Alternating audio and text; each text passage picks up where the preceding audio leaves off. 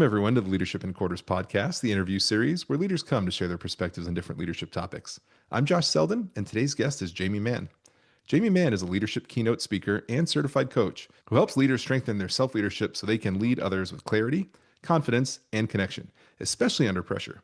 With a background in psychology and over 2 decades of real-world leadership experience in high-stress environments, Jaime blends research, storytelling, and straight talk to challenge how we think about leadership.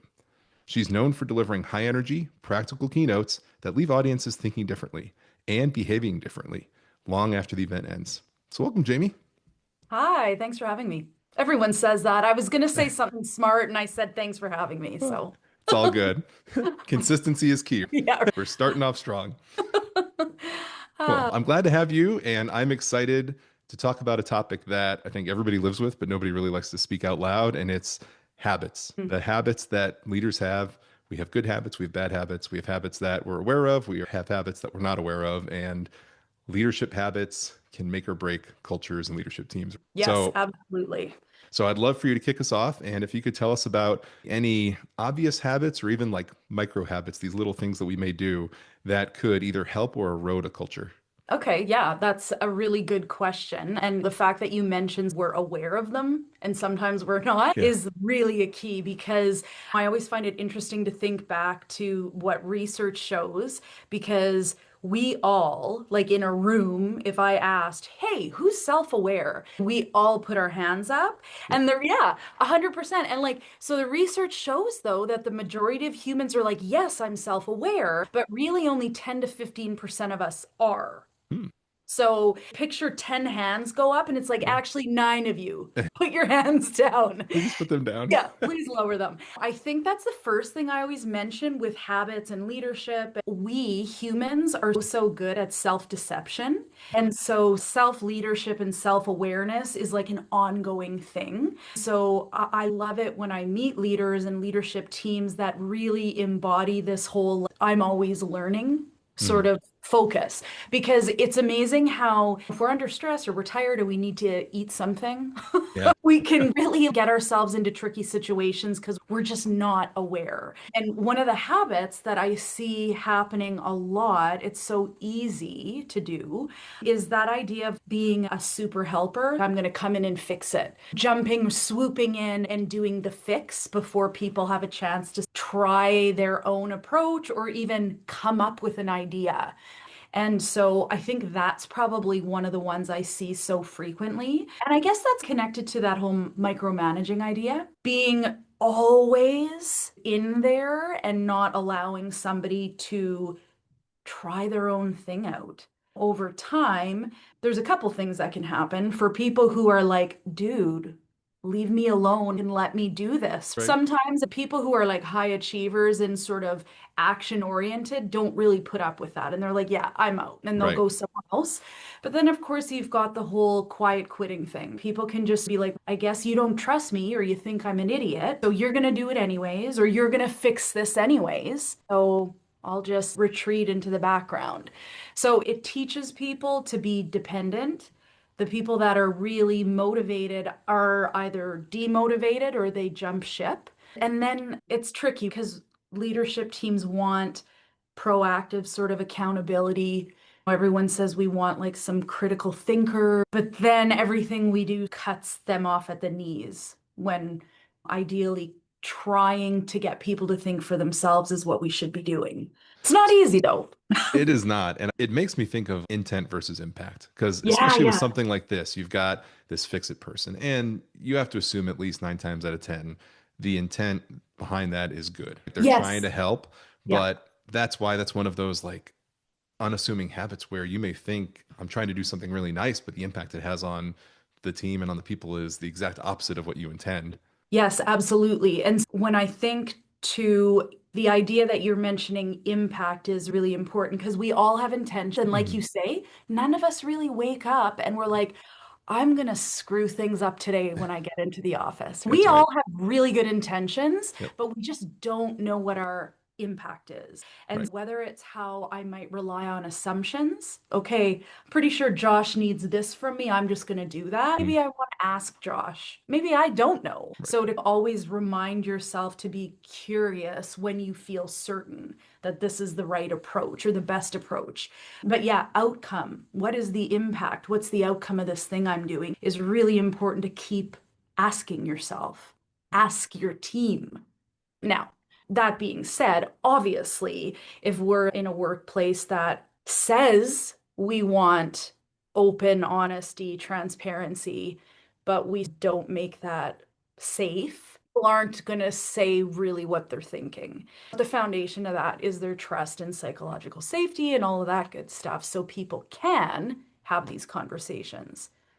And that's so important because you're never gonna, especially in a situation like that where there are good intentions behind bad impacts, and unless somebody speaks up and says, "Hey, this is how you made me feel," or "This is the message that came across. You said you wanted me to go do this, and then 10 minutes later you did it." That Right, tells me that you don't trust me, or right, you're not okay enough with me taking my time to learn this because it's not fast enough for you. And all these like subliminal messages that nobody's actually saying out loud, but that yeah, are said behind the actions of what this right. person is doing. Yeah. And sometimes I see too that when a situation like that happens, it can be something as simple as expectations that aren't really clearly communicated. So Right. if I say to you, like, I need this is really important, I need this done, you're like, okay, so that means by the end of the week, for sure, this has to be done. Meanwhile, in my brain, I'm going, I meant like, Right now. look, Josh isn't doing it. He's going back to his project. I guess I'll just do it. So Right. you've got all of this sort of stuff going on. No communication and discussion is happening. I assume this about you. You're assuming this is what I meant. And then we're at odds. And they say that imagination is so much worse than reality. And I feel like that's what happens because we just make these assumptions. We imagine why people do things instead of just talking to them and asking. And so much of it, you hit the nail on the head, comes down to poor or no communication and not having that clarity. And it all comes back to what you said originally, being self aware, Yeah. because I may think I communicate great. I talked to Jamie. I said this. If I were in Jamie's shoes, I would have understood what I said. But Yeah. that may not be the case. But leaders are Right. not always self-aware to understand that. And the idea, I like how you just said that. I communicated this to Jamie. If I was Jamie, I would have understood. Right. You're asking a silly question. Yeah. Of course, you're thinking if you were Jamie, you'd understand. You ask the question, you have one brain. Yep. So it all makes sense to you. But yeah, sometimes it's when something isn't happening, why is that? And we are very good at making judgments. Mm, But if I'm like, oh, Josh didn't do that thing, I said do it right away, classic Josh. He just doesn't really pay attention to what I'm saying. So when we have this weird little judgment, it's like the reminder to ourselves to go, hold up. If I was to be curious right now as to what's happening, mm, what other options do I have? Because really, the only sort of solution or fix or whatever you want to call it to the judgment is like to be curious. If you're curious, you can't be judgmental.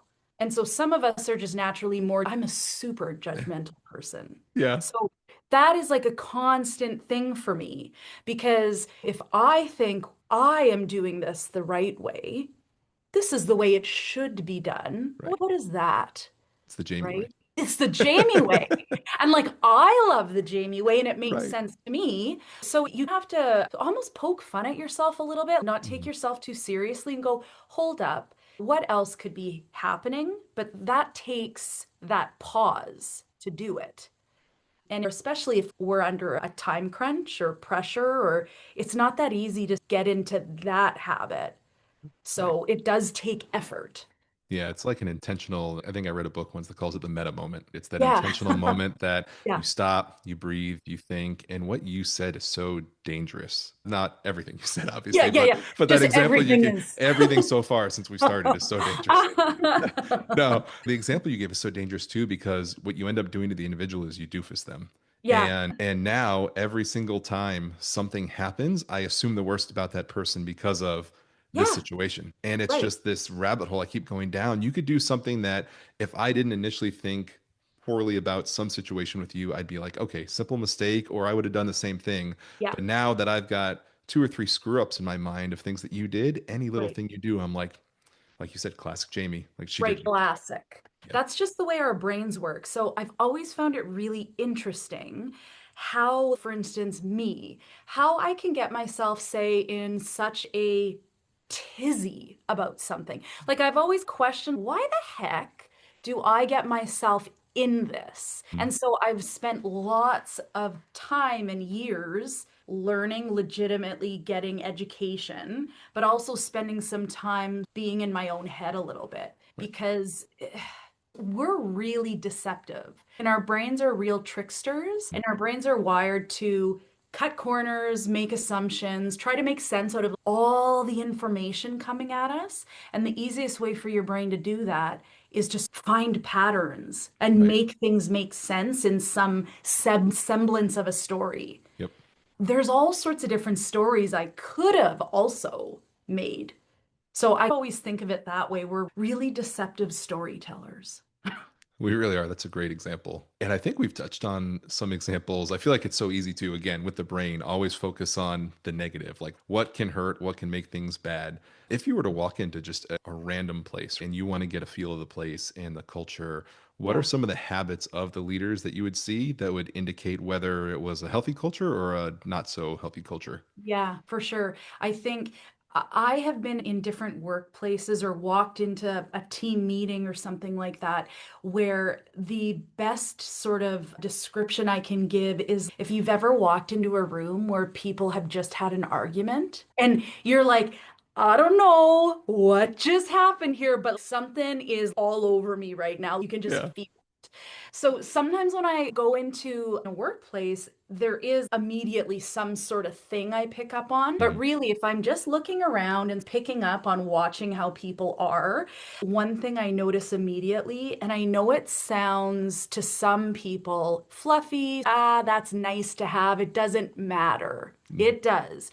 When I see people approaching each other with the energy of, I'm going to a funeral, that speaks volumes. And I know some people are just lower energy than others. I'm talking like overall, there's just everybody seems like it's drudgery. When if I watch somebody make a request of another person or I hear them ask for something, what is the sort of back and forth?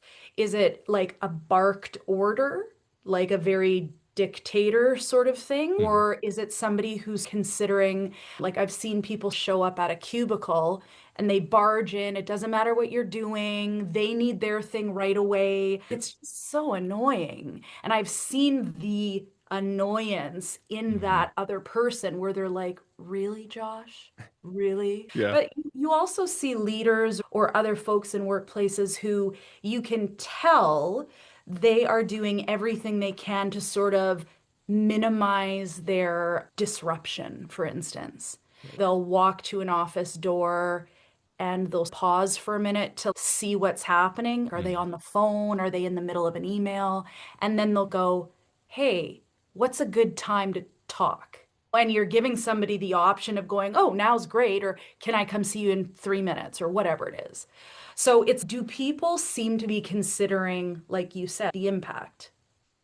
Because what that sends the message to me that you've got people working together that seem to care about their approach and how it's landing with other people. Again, it's this nice to have stuff. Like, do we have to say on emails, do we have to say, morning, Josh, blah, blah, blah? Can't I just say, Josh, I need this thing? Yeah. So you can do whatever you want, but we're still at the heart of it, humans. And although we like to think we're all logical, really we're wired for connection and emotion and how do you make me feel? We have to remember that because that's what actually makes us like working together or makes me feel not drudgery when I have to work with you. Yeah. It is those little things, so they do matter. For sure. And I'm going to be that stereotypical person that's going to go quote Brene Brown, but Yeah. we are feeling beings who sometimes think, not thinking Yeah. beings who sometimes feel. Right. And Right. people need to realize that. They need to realize those good mornings. And I've been talking to some other people about this. These things that we still do and used to call soft skills aren't Yeah. really soft skills anymore. They're necessary skills. They're just like all these other skills that we have needed to have Yeah. because tone and approach is so important. And I can say the same thing to you in two different ways with two different approaches, like you said, Yeah. and it will come across to somebody completely different. And you will either piss the person off or you will get the best out of that person. And Right. like you said, most people are like, everybody's too sensitive. Why did they do this? You should just be able to go up to them and say this and then walk away and it's fine. And Right. it's not. No. And that's the other thing when also comments like that, like they're too sensitive. What's the deal? I should be able to. Should. Who says though? And when you really start getting into that, you're like, I think that. However, is it possible that all these other people that are in your office space who are different ages, different genders, have had different experiences, maybe come from different cultures, is it possible that they think differently? Right. Of course it is. And so to be able to remind ourselves that my way feels good and right, because it's me. It's fine. It's That's it. comfort. So the thing about they're too sensitive comes up quite a bit. That's one of the first things. Like, oh, people are too sensitive. Says who? I don't know. But what's an alternative? What's another option we have? Oh, you can probably just adapt a little bit. Yeah. Meet them halfway at least. Right. Yeah. So that's the thing. But it's all very challenging when we start working with different people and you're thinking of, I have to change for Yeah. Josh. It's okay. It's not going to kill any of us to think of our approach and consider what's the most effective. That makes a lot of sense. And it makes me wonder, kind of on this topic, and as we talk about tone and approach, and I am going to stereotype right here. So I apologize. I Okay. hope I don't offend anybody, but you take like the construction industry. I Yeah, feel like the yeah, stereotype is everybody's rough and gruff, and you should be able to just growl on bark orders to somebody and walk away, compared to maybe what some would consider some of the more fluff based uh-huh. professions, maybe like the service industry or doctors, where you have to have a lot of interactions and make sure people feel good when you're interacting with them. Do you see either different leaders having to practice different habits depending on which type of organization you're in, or even what are some of the different approaches to the same type of habits if you're in maybe those starkly different Yeah, organizations? yeah, I think that's a good point because when we think about what's been acceptable, what are the norms and the Right. expectations within certain types of industries, for sure, very different. We had in our construction company, I remember being like, that's the craziest story ever. We had somebody who worked with us for a long time. He has since retired, fantastic guy, and his name is Arsenio. He's Portuguese. I knew him as Sam.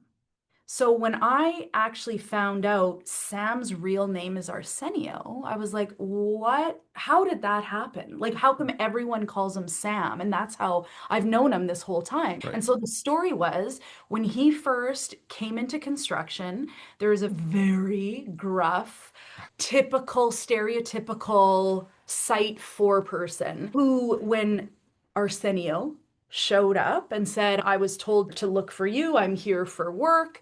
And he said, what's your name? And he said, Arsenio. And I think he said, what's your name? And he said, Arsenio. And he goes, you're Sam. And that was Wow. that. And it's, you don't ask questions. You don't have any problem with anything. You just do what you're told, and Mhm. that's it. Head down, don't ask for anything, just don't fall off a roof. And Right. so, like, again, when I hear, oh, people are too sensitive today, because if we think of, say, the construction industry, you're Mm. right. We're starting back in the day from a very gruff, don't ask questions, Mhm. I don't want to hear complaining, do your work. And so there's a huge sort of gap of like where that's coming to and what really are acceptable sort of workplace etiquette, norms, values, respect. Where do we go from here? And Mhm. so there's been a big change. And when I talk to people who have been in the industry for a long time, and they'll say, oh my gosh, and they'll tell me these stories about when they started, and I can barely believe it, right? Right. That was happening. People are too sensitive today, blah, blah, blah. And I always come back to think back to when you were just telling me this story about when you started. Did you really think that's better? Did you like that? You're like, no, it was brutal. And I was like, yeah.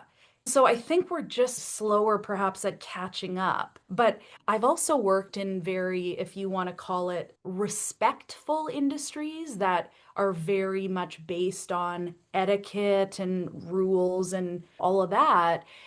And there's a difference because you have rules that are very well communicated. Yep. So it's like on the surface, but there's all sorts of stuff that's happening under the surface that is dismissed, Mm. that is very damaging. Even if we talk about the research that comes out, there's researchers, Porath and Pearson, who go through civility and respect and what does that do to toxic workplaces? How does that show up? And it's like when people are in workplaces where they feel that there's the cutting jokes, Hmm. sarcastic jokes that are air quotes funny, Yeah. but they're not. And those sort of isolation tactics, if I'm mad at you, I'll go next to your desk and I'm going to talk to all the other people there and we're going to go for lunch. And I'm not inviting you though. I'm Right. going to send you a message. So there's all of this sort of toxic, nasty grade school behavior that has real implications on how productive we are at work, how engaged we are, how committed to our organization. Like pretty much, I think it's about half of the people in their studies, if they feel they're in a workplace that is uncivil, they're like 50% more likely to intentionally decrease their work efforts. Like making a conscious choice. I think when we, doesn't matter what industry, we want to come back to that idea of what is my impact. Intentions are one thing. Most of us have good intentions, but what's the impact? And if the impact I had on you was perceived as you as negative, it doesn't matter if I think it was negative. If you experienced it as not great, then it's on me to own that. And it doesn't matter if I agree with you or not, or if I think I wouldn't have been negatively impacted, it doesn't matter. That's at the heart of it. And so, if we think back when you were in grade school, the golden rule, treat Yep. everybody the way you want to be treated. Yeah. And so now the thing is, if you had to make a simple habit that you're going to hang on to, is like treat everybody how they want to be treated. And I Right. think that's a platinum rule. Yeah. And that requires us to be a little bit curious and actually acknowledge that I don't know what you need. That's fine. And what you need and want from me is maybe different than what I think you should need and want, and be okay with that.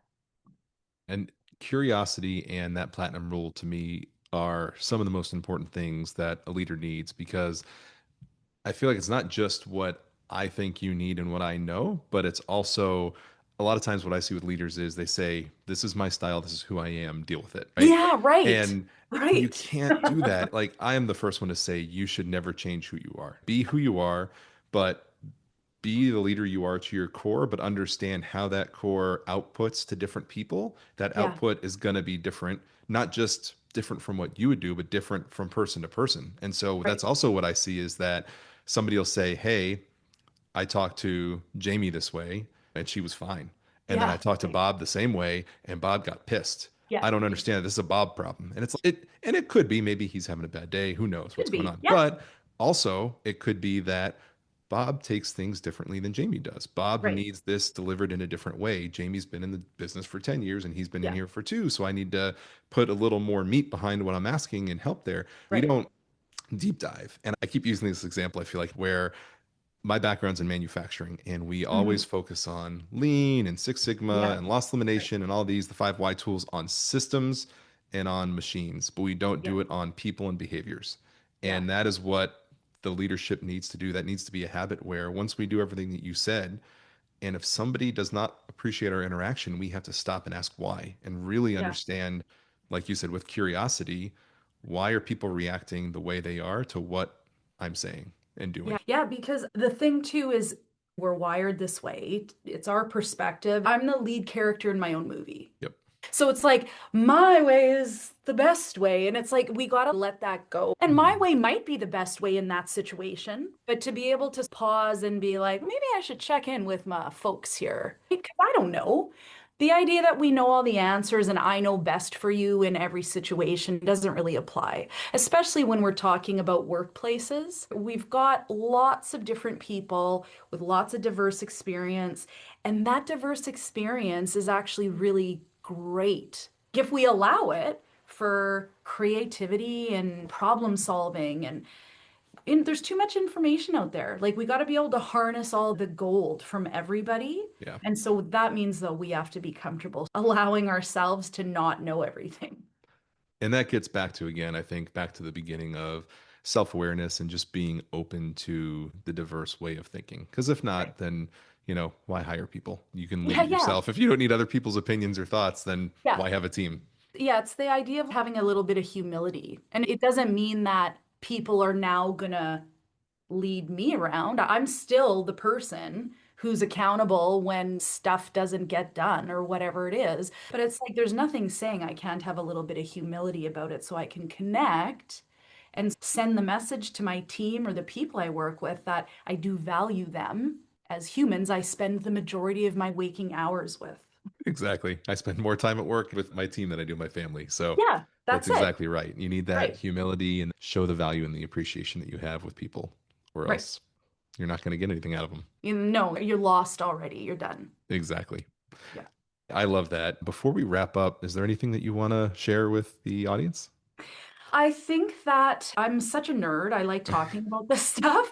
So I'm in the middle of my master's in the psychology of leadership. And I think if I was to share one thing that I think is really important for all of us to remember, whether we're a formal leader or not, is looking at what we know about people, is when we feel that we have no agency, we don't have choice, we have control over nothing, it's very demotivating. And I think even if we're in a workplace that maybe we don't love everything, maybe we're not really happy there, we do have agency in creating a better experience for ourselves.